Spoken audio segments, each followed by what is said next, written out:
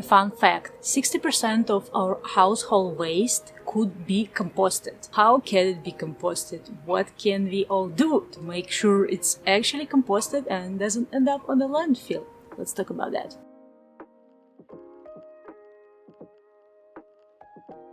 In my previous video, I talked about food waste. One of the problems is lots of our food scraps and other waste, household waste, end up in the landfill, where it not only doesn't decompose well enough and fast enough, it also creates dangerous gases like methane, which are bad for the planet. So one of the ways for us to tackle this problem is actually to do composting. Composting can help reduce the landfills, but also it has other benefits. For example, when we compost our food scraps, they become a fertilizer that we can send to the lands and we can improve the lands. You probably don't know, but when the land is farmed for a long time, it becomes almost sterile, it becomes not so nutritious, so we need to put fertilizers there. So instead of using chemical fertilizers, we can actually use fertilizer that comes from food scraps, that comes from composting. Interesting, by doing more composting, we not only reduce the landfills and improve our lands, fertilize our lands, we can also reduce the carbon footprint. There is a study, and I will link it below for those people who want to dig out in the details, that if you put compost onto the lands, it actually helps to reduce that carbon that is in the atmosphere. So that carbon footprint, the CO2 emission that we are creating, the composting can actually help to tackle. For me, it's actually really interesting how things are interconnected in the nature and how by doing one thing we can actually help many other ways. I don't know if all of you know what happens of the composted pile after it's done composting. Some people think like, oh, it's probably some rotten food scraps or something really disgusting, something gooey and sticky and crazy and dangerous. No, after the composting process is done, those food scraps become soil. They look like soil, they smell like soil. So basically we can create land, we can create soil. So for those people who do backyard gardening, or even people like me who do a patio gardening, I use my composting results, can I say so, to fertilize my plants and also to create extra soil. So let's make it clear. What exactly is composting? For those of you who are not very familiar. Composting is a process that takes food scraps, but also other items like paper, cardboard, or other things. So it takes those food scraps and other items, and with the help of oxygen, those items break down and decompose really fast. You would say, why it doesn't happen in the landfill?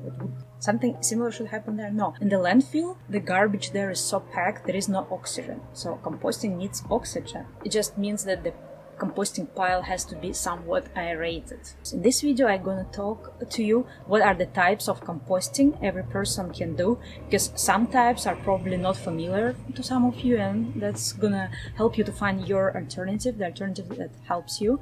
And in my next video, I will talk more in detail about the composting process for those of you who are gonna do backyard composting or let's say patio composting like me. I will talk about what can go into the composting pile, what cannot go there, what helps to run the process smoothly, and so on. My own composter is behind me, it's there, and I have it for 2 years already, and before that I did a backyard composting for maybe almost 4 years. So for quite a long time, my own food scraps, food waste, doesn't go to the landfill, doesn't go to the garbage bin. It actually gets reproduced into the soil, and I have to tell you, it's not very difficult. Yeah, it takes some time, it takes some patience, but it's not difficult. So let me share with you how you can compost.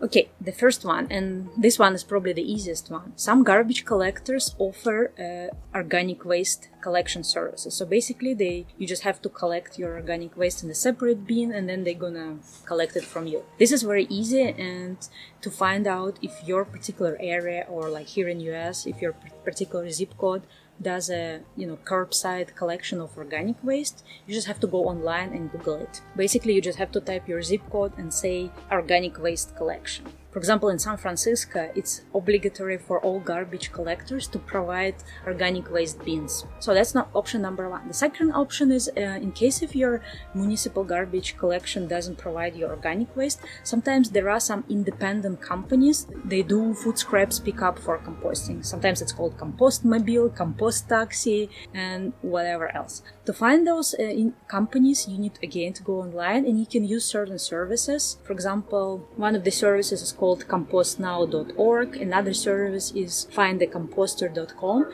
You can actually go through the list of composting companies and see if there is anything that covers your particular area. Important information. In case if you find a company that does collection, let's say in your state or in your region, but not in your particular city or in your particular street, make sure you sign up for a wait list, because those guys, they collect information about everyone who wants to join. So the more information they have from the neighborhood, the more chances there is that they're going to come to your area. Because this is the easiest way. If somebody just comes and picks up your organic waste and just decomposes it on a special facility, industrial composting facility. This is much easier. Another place where you can actually give your food scraps away, maybe farmers. If you have a farmer's market, or if you live in an area where there are a lot of farmers and you are persistent enough, you can actually go and ask them if they accept any food waste for their composting piles, because farmers need fertilizers and they all do composting because they can use this composted soil for fertilizing and renewing their lands. Sometimes maybe they will not want to work with individuals, but sometimes they might have their local program where you can actually go there and just drop off your organic waste. It's not difficult.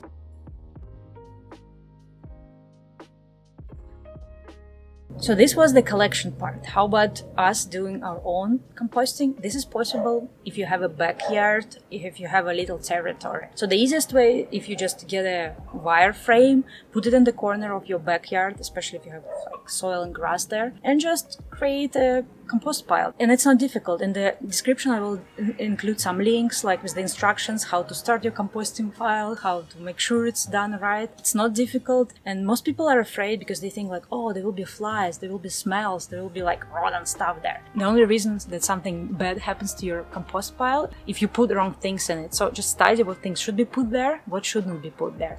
And also, but trust me, I'm a person who did composting for quite some time. If you do it right, and eventually you will figure out how to do it right, because it's not that difficult, it's not rocket science. There is no flies, no smells, nothing like that. And also right now you can even buy certain tools to make it easier. For example, I said about the rack wire in the corner, but let's say you can't have a pile of something on your backyard, because you can use certain things. You can use tumblers. So basically it's a giant bin where you put your composting, and once in a while you have to rotate it, and the rotation helps like to aerate the pile. It's not difficult. You don't need to rotate it every 10 minutes. Just every time you dump something there, you just rotate once or twice. That's it. The cool thing, if you have any trees or plants growing on your backyard, whatever comes from them, like little twigs, brown leaves, like some grass cutting, plants cutting, all of that can also go into the composting. So basically even less waste. And also you make sure you chose the right spot, because it has to be a shady spot. It shouldn't be in the sun, because it shouldn't dry out if you have a hot summer, let's say. And also it shouldn't be too dry. It should be somewhat moist. Usually if like your area has a dry air, that means maybe once in a while you will have to put some water in your compost pile. But if you use a lot of food scraps like veggie and like let's say fruit peels that are juicy, usually you're not going to have this problem. And don't forget, all the composted material can be used as fertilizer and soil for your garden, for your plants. What if you don't have a backyard, but you still are persistent to do composting in your apartment? If you have a patio, or let's say you have any other space, maybe you live in a townhome and you have a garage, you can still do composting. Even if you don't have a patio or a balcony and you want to do indoor composting, those options are also present. I will tell about them later. Let's start with the patio composting. This thing over there, it's called a vermicomposter, or in other words, it's a worm factory. I hope you didn't get scared at this point. So basically, I put all my food scraps there. This thing is layered. It's like a certain boxes of food scraps. So I start with the lower level. I put some food scraps there. I put some paper and other things. And also I put a pound of red worms. those are not disgusting larvae or something scary. Those are regular red worms that people use to, I don't know, fish, or they kind of look similar to the rainworms. Like if you walk after the rain, you see those red worms. Those are just smaller but kind of similar. So they're not that disgusting actually. They're actually cute guys. I know not everyone will agree with me. Anyway, I put them there and they feed on food scraps. So while they're sitting there, well aerated, well moisture, they just eat the food scraps. And those guys can literally eat a lot. So after several weeks of this thing sitting there, those guys gonna eat everything, then they're gonna poop out something, and whatever they poop out, and no, it's not disgusting, it's gonna be soil or a fertilizer. So whenever my first layer is full, I put the next layer and start like filling it with food scraps. And that's how I go. If I put my food scraps fresh there, it doesn't smell, doesn't create any problem, and the worms, they eat things very fast. And by the way, also those free newspapers that they throw away in our mailbox, I also compost them there. That helps to keep like a right level of moisture and also make sure I get rid of them. This thing takes some time, so not everyone would probably do that. And also there are other types of this kind of composter. In the description I will link below all the types I know they exist and they work, because before I bought this I did a lot of research and I read a lot of information and I watched a lot of videos to understand how it works. So if you want something like this or something similar, check the links below.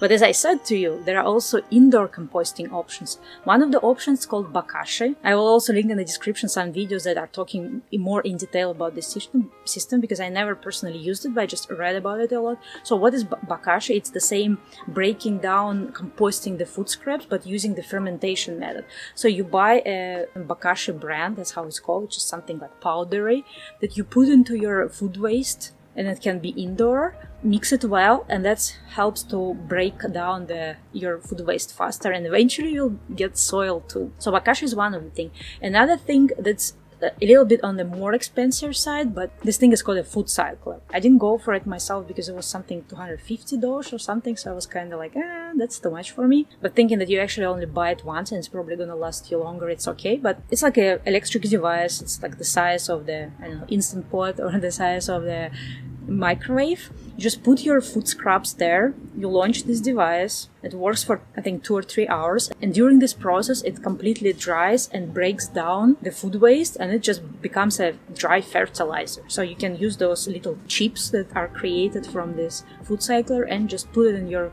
little pots and plants, or go somewhere where you see like bare soil and just dump it there, because it's not waste anymore, it's actually a fertilizer. Again, I will link the video in the description that talks more about that. Another way to do indoor composting that's a little bit weird, but let's say if your parents or somebody like a relative or your very well friend that you visit all the time has a organic waste collection, you can actually just freeze all your food waste, just put it in a large bag, put it in the freezer so it doesn't go bad, and whenever you travel to your friend, you just dump this freezer bag, I mean not the bag itself but the inside of the bag, at your friend's organic waste garbage.